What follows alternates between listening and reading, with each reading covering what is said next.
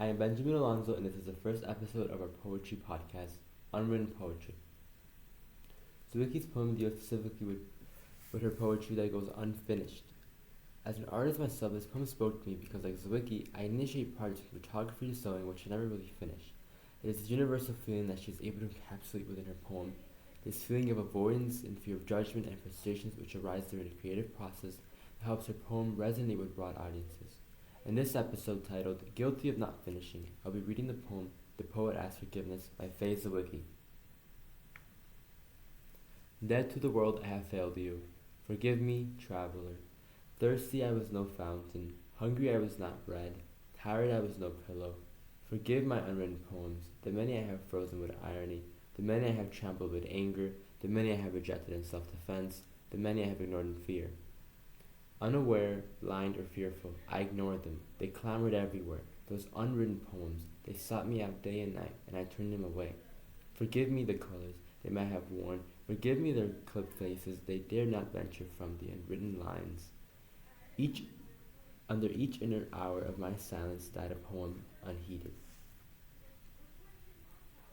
Looking at this poem surface level, we have 6 stanzas. It begins with a couplet, and it ends with a couplet. The first stanzas of this poem remind me of what we often lack in, or what we fail to provide for others. It comes back to this idea of not being enough and letting people down. For this poem, the traveler mentioned in the second line, I believe, are the poet's followers, the ones who are patiently waiting for another release, another collection of poems, perhaps, but rather left disappointed by Zwicky. She then goes on utilizing a semi-list incorporated into the third stanza, which is essentially all the reasons why she wasn't able to satisfy her followers, and at the same time herself. Why her followers may be disappointed at not being able to get another poem collection from her, she herself has to deal with this guilt of once again disappointing others. Now, the fourth line stanza evolves.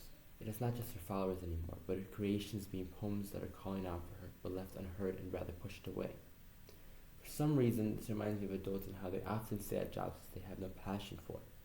Of course, not all employees have the privilege of pursuing their dream career, being in a world-known band, or having a successful business.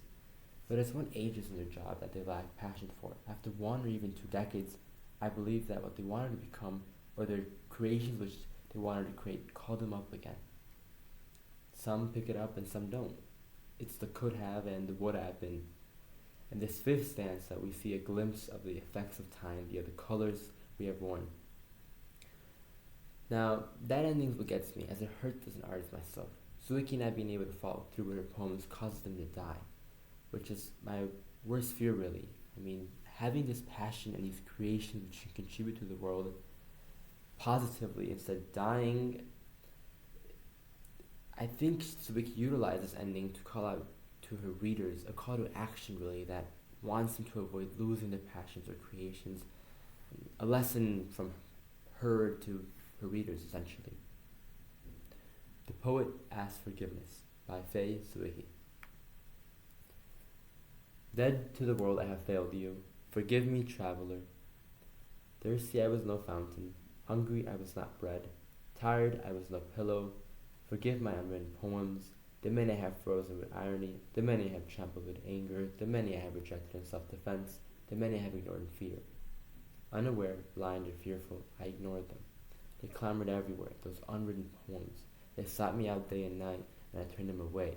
Forgive me the colors they might have worn. Forgive me their eclipsed faces. They dared not venture from the unwritten lines. Under each inner hour of my silence died a poem unheeded.